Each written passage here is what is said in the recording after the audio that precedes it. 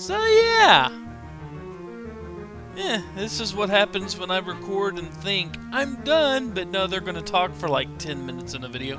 So anyway, welcome back for more Let's Play Professor Layton in the Unwound Future. Let's go ahead and finish out this chapter now, eh?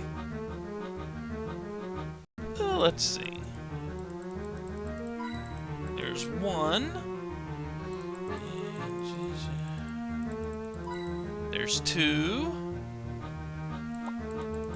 And a dusty curtain. So it's three, I believe. Yep, here we go. We're in luck. We found a hidden puzzle. Number 151, a difference of 39, worth 15 points. Touching the squares on the scoreboard below will turn them from white to green. Both sides currently display 58, but Luke and Professor Layton are planning to each touch one square and create two different numbers. The difference between the two numbers will be 39. What are those numbers? Well, let's see. Since we can't alter them too radically, we'll have to assume that one of these numbers still stays in the 50s. So that means another one would more than likely be in the 90s when we were done. So let's see.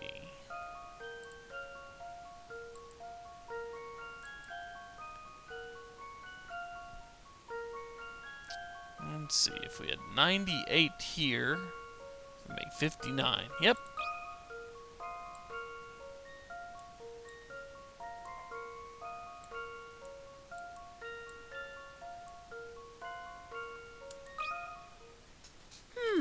How about this?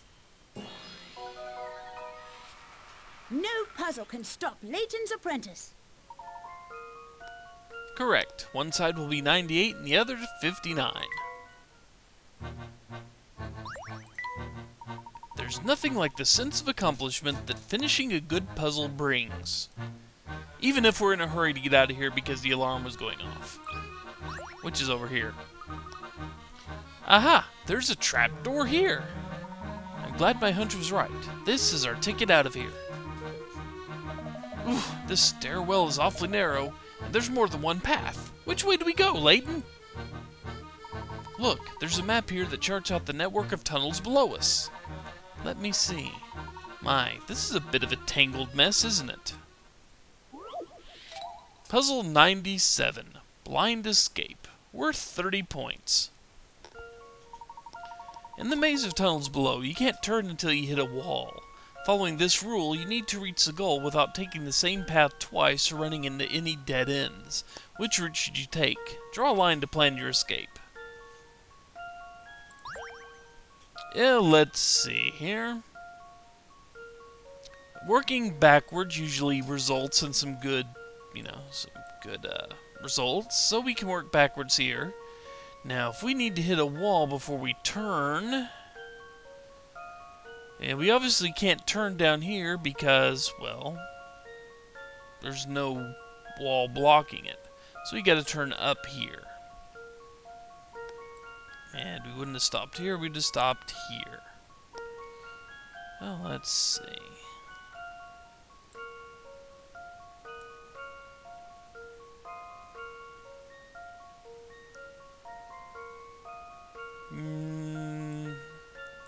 No, it wouldn't be that one. Could be that one or that one. Let's go with the one that gives us the most opportunity, huh?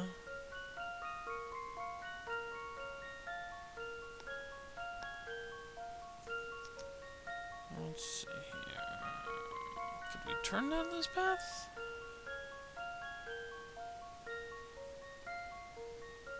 Let's see.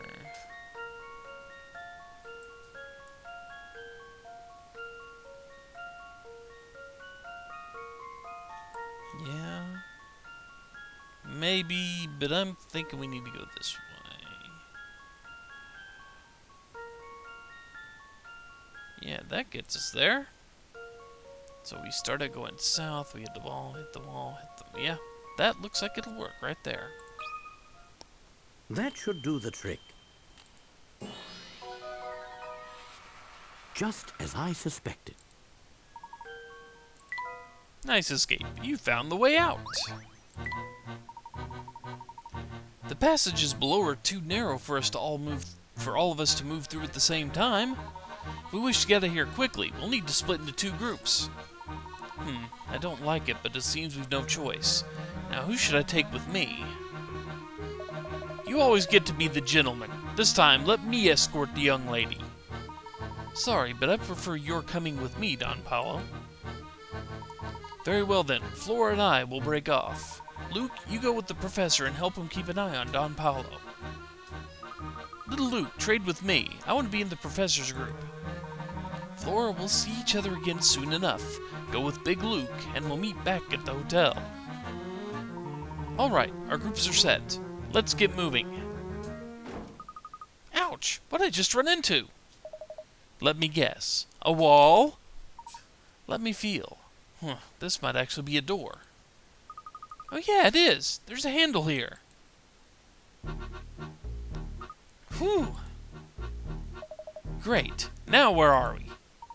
We're at the bottom of an emergency stairwell. There should be a way out of the building here somewhere.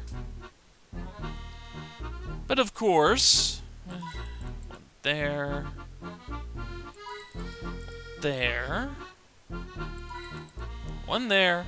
And now we can leave. The only way we can go. This door should take us outside. Well, look at that. We made it out. The family is bound to have men in the vicinity. We need to put some distance between us and the pagoda. So let's do that, shall we? I still don't understand why Don Paolo's here. Can someone please explain that to me? Always with the questions. Won't you put a lid on it for a few minutes, you brat? I most certainly will not. Honestly, you two, would you please stop bickering? You're on the same side. And while I'm getting things off my chest, why the heck did I have to play the decoy who gets caught? Come now, Paul. It wasn't that bad. Your role was certainly the more exciting one. Professor, you still haven't explained what happened back there. I knew we'd be monitored from the moment we stepped foot inside the pagoda. So I wanted to make sure we had at least one trick up our collective sleeve.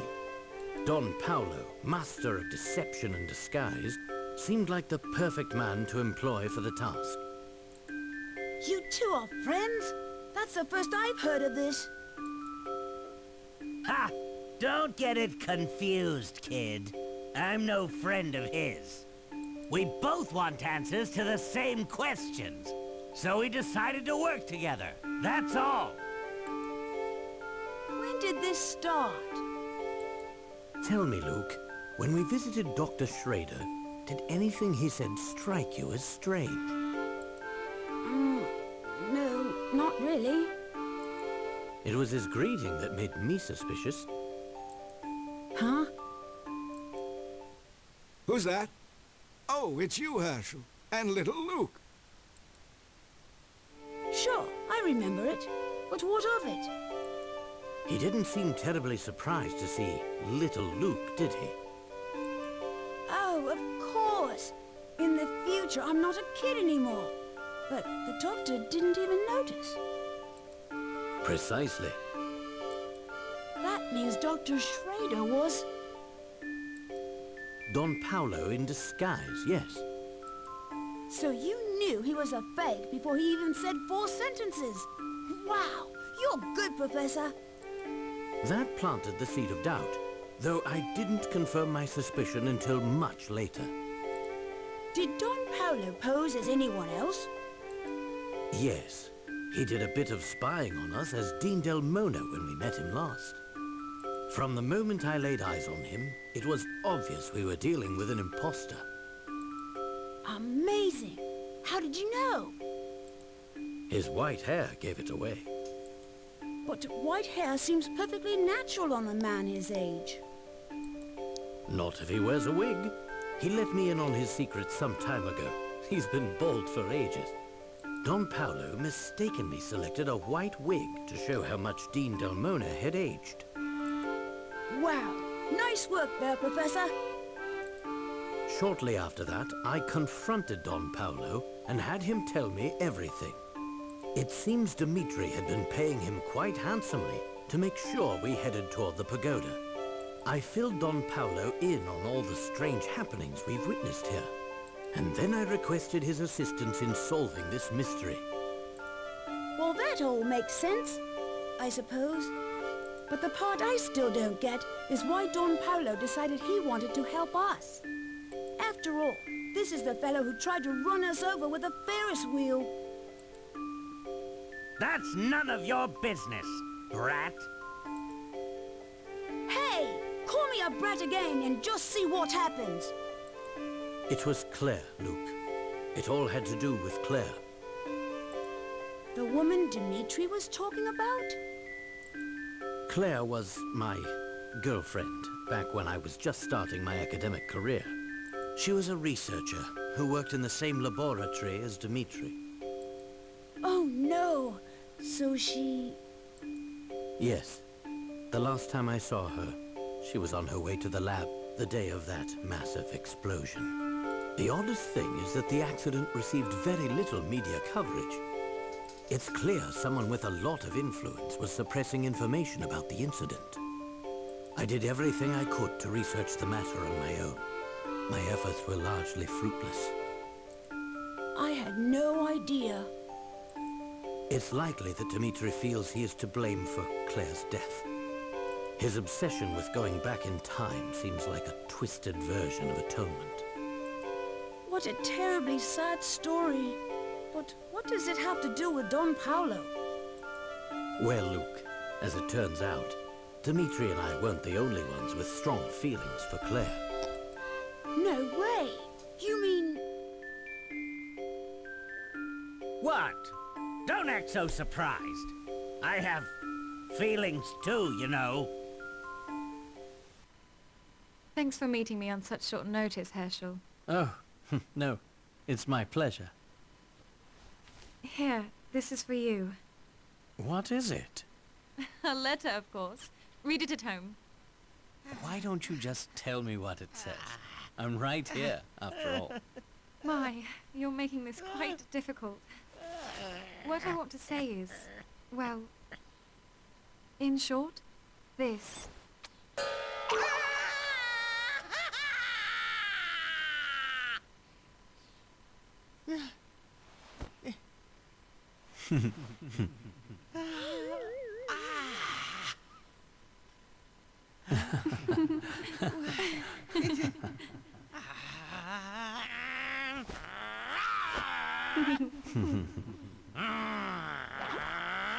Layton!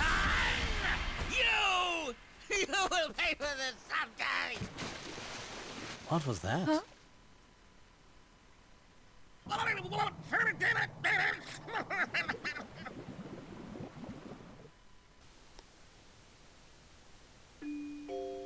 Layton has been my arch nemesis ever since that fateful day. I see. Yes, though it's worth mentioning that I had no inkling of Paul's crush until he told me himself. He was in the year above me at university. Imagine my surprise when I learned that Don Paolo was none other than my old classmate, Paul. I had no idea you'd been through so much. Sorry for being so mean to you, Paul. Ugh, spare me your sappy sympathy. And my name is Don Paolo. Address me as such, boy. Anyway, you put on quite the performance, Don Paolo. With you distracting Dimitri, I had just enough time to do some sleuthing in the area. So that's what you were up to while we were climbing the pagoda. Did you find anything? Yes, but I need to confirm a few facts before I can connect all the dots. Then it sounds like that should be our next move. Where to, Professor? Oh, I'll let you ponder that for yourself. But first, we should head back to the hotel. Flora and the other Luke are waiting for us there. And after much exposition and a good backstory for Don Paolo, I like it enough, it's time to end the chapter.